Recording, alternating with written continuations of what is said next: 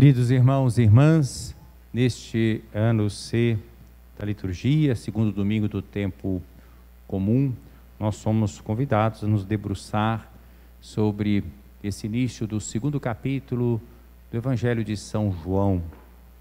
É um texto muito conhecido de todos nós, as bodas de Caná, muitas vezes usado, inclusive nas celebrações do matrimônio.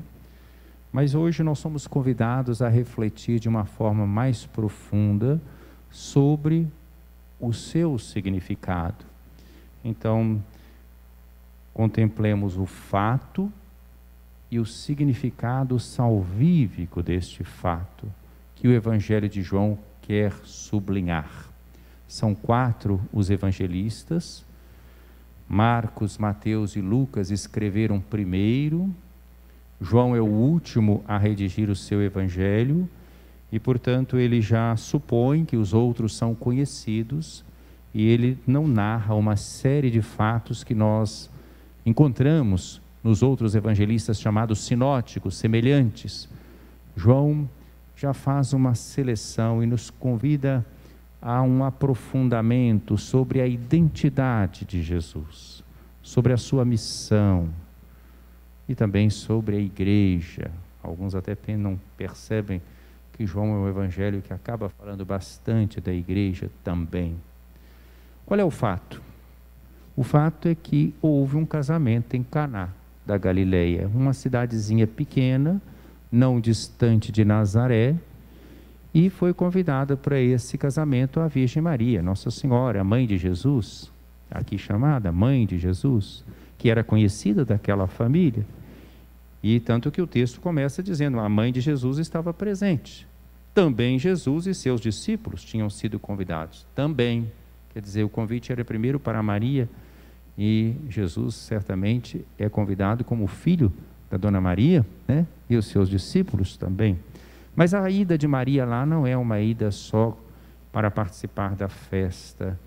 Ela vai ali como alguém que é próxima da família e que vai ajudar na própria organização da festa, como nós vemos no desenrolar da história, do fato. Ela estava presente, mas ela estava presente atenta para servir.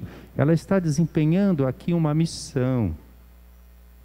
O casamento naquele tempo de Jesus e naquela região era um fato assim muito celebrado. Para os mais pobres era a única festa da vida. Vocês imaginem, para uma pessoa pobre, aquele casamento, normalmente essa festa de casamento durava de 3 até 8 dias de festa, né? Porque era a festa da vida, né? Então vocês imaginem o que é uma festa dessa não dar certo, né? Aí se transforma no vexame da vida, né? Então a festa da vida. Então Maria está ali ajudando e o vinho veio a faltar. E Maria, a mãe de Jesus, então vai se dirigir a Jesus. Por isso que eu estou dizendo, ela estava numa função. Ela estava atenta e estava ajudando.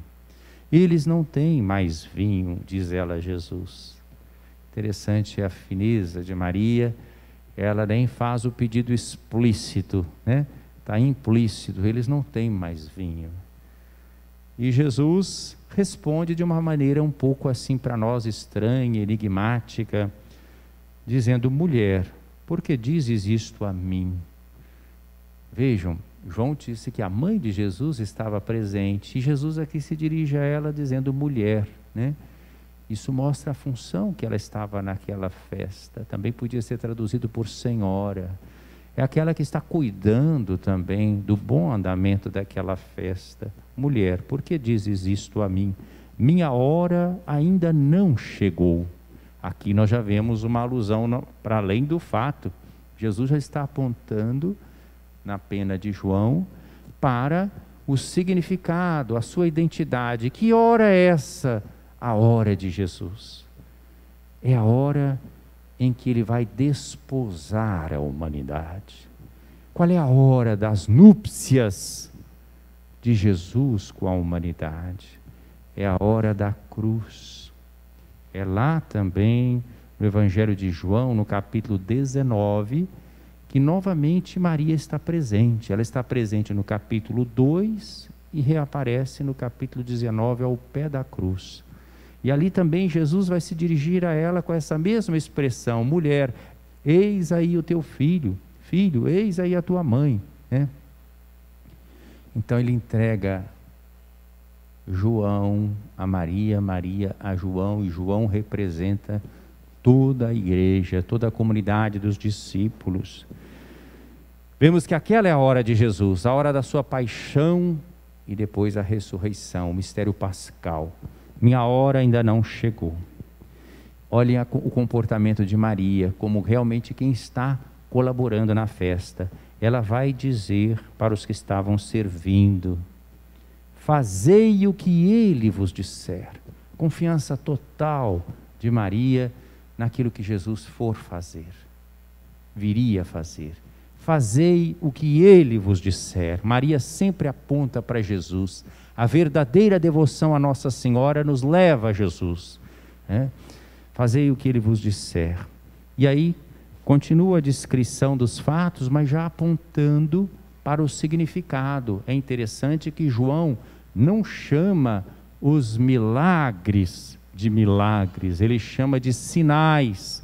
Ele seleciona 7 sinais para mostrar que Jesus é o enviado do Pai para a nossa salvação. E o primeiro sinal que ele seleciona é justamente esse das bodas de Caná. E é interessante também percebermos o que está aqui nos primeiros capítulos do Evangelho de João, que nos faz pensar no início da Bíblia, lá no livro do Gênesis. Não começa assim o livro do Gênesis: no princípio Deus criou, né, o céu e a terra. O Evangelho de João começa assim: no princípio era o verbo, né? Lemos aí no dia 25 de dezembro na missa do dia. No princípio era o verbo estava com Deus. Então vejam, é um novo princípio, é um novo começo. E no capítulo 1, depois deste prólogo do Evangelho de João, João começa então a colocar os primeiros dias da atuação de Jesus.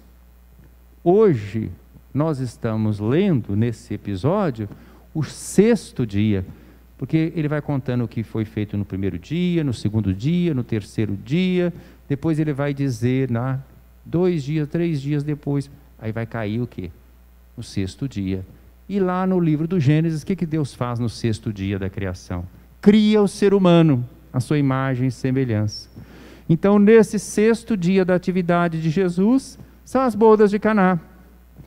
Então vejam como é o projeto de Deus, que eu fiz alusão já no ato penitencial, a aliança que Deus sempre quis estabelecer com o seu povo, ela agora chega ao seu nível de profundidade maior com a vinda do Filho de Deus, o enviado do Pai.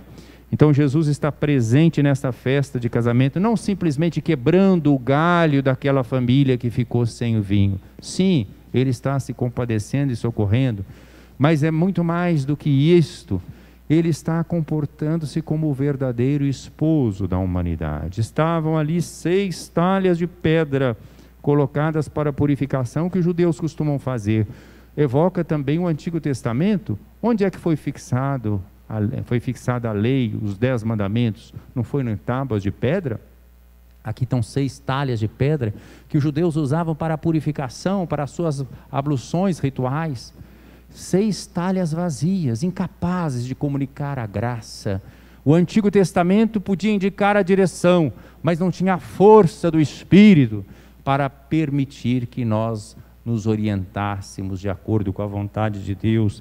Isso só é possível pelo dom do Espírito Santo, que é o grande fruto do mistério pascal, o grande dom do mistério pascal. Jesus tinha prometido: convém a vós que eu vá, se eu não for, não virá o Paráclito.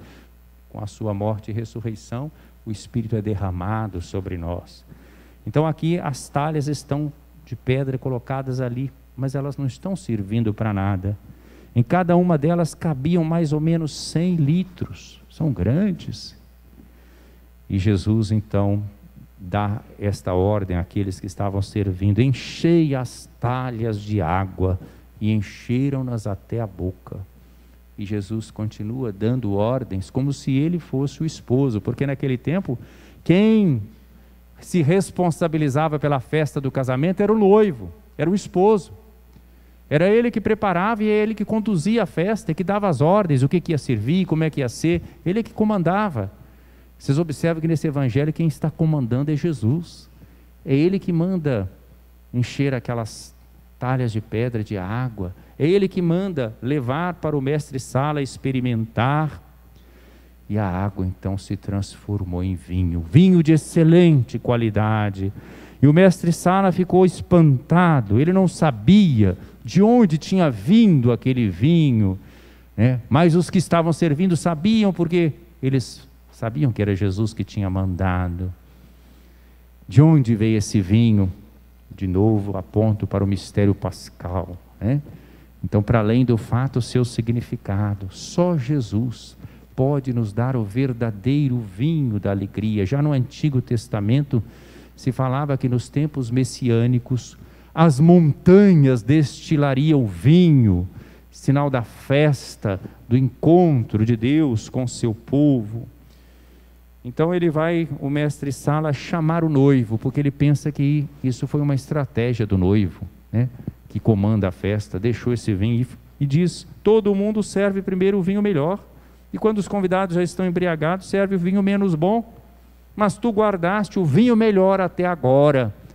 O mestre-sala se dirige ao esposo errado, ao noivo errado, porque o noivo verdadeiro que deu a ordem foi Jesus. Este então, conclui João, foi o início dos sinais, é o início, né? O início dos sinais. Ele o realizou em Caná da Galileia e manifestou a sua glória, e seus discípulos creram nele. Se nós ficássemos só no nível do fato, a gente ia pensar que eles creram nele porque ele realizou o milagre, porque ele transformou a água em vinho. Sim, é claro que isso é extraordinário, é claro que isso é um milagre, mas é muito mais do que isso que o Evangelho de João está dizendo. O Evangelho de João está nos chamando a atenção para além do fato, por isso ele selecionou esse fato, o seu significado salvífico. O início dos sinais, vocês sabem qual é o último sinal? O último sinal da vida pública de Jesus, porque o grande sinal, evidentemente, é o mistério pascal, morte e ressurreição do Senhor. Mas o último sinal selecionado por João é a ressurreição de Lázaro, está no capítulo 11. Né? Ele vai selecionando 7 sinais. O primeiro é este. Todos vão mostrando a identidade de Jesus, como o enviado do Pai, como o Messias, como o Salvador. Então é por isso que os discípulos vão poder acreditar nele, dizer que manifestou a sua glória e seus discípulos creram nele, é porque a sua identidade está sendo revelada. Claro, isso só vai ser perceptível depois de Pentecostes.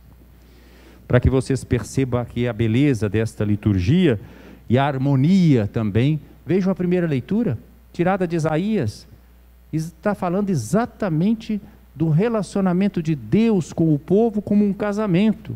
Jerusalém estava prostrada porque os exilados voltaram, mas ela tinha sido destruída por Nabucodonosor, os tesouros do templo tinham sido levados, mas aqui o profeta procura animar o povo, dizendo que as nações verão a tua justiça, dizendo que serás uma coroa de glória na mão do Senhor, e vai começar com comparações com o matrimônio, um diadema real nas mãos de teu Deus, não mais te chamarão abandonada, tua terra não será mais chamada deserta, teu nome será minha predileta, tua terra será a bem casada, pois o Senhor agradou-te de ti, tua terra será desposada. Estão vendo? Todas as comparações são matrimoniais.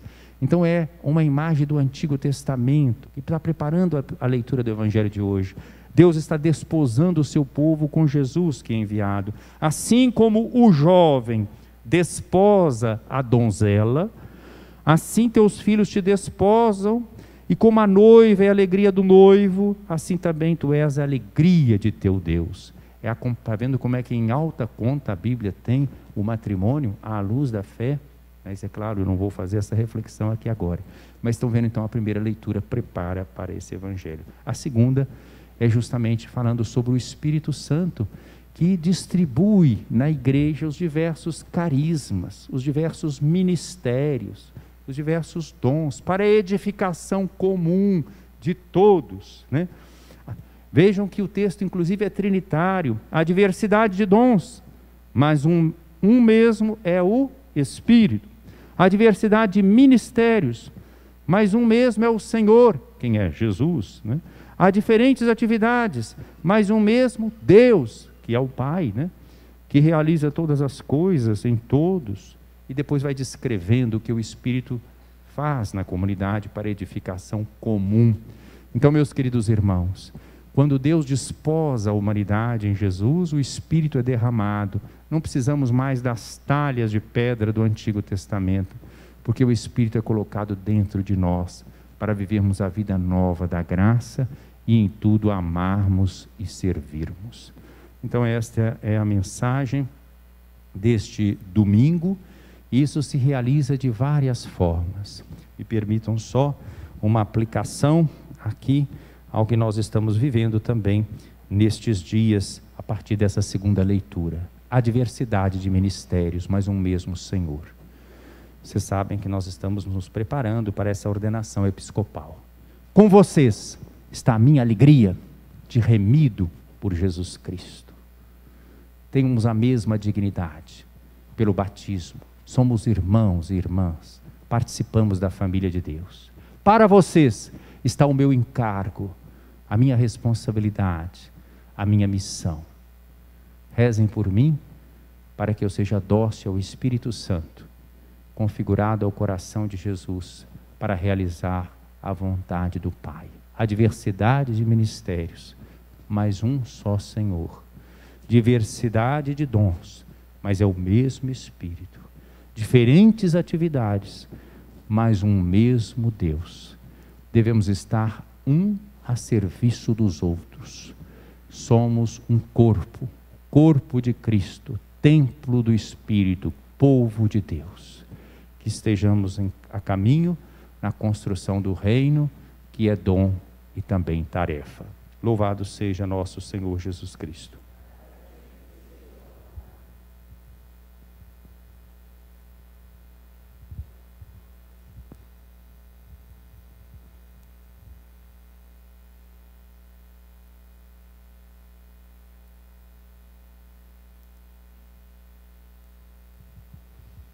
Creio em Deus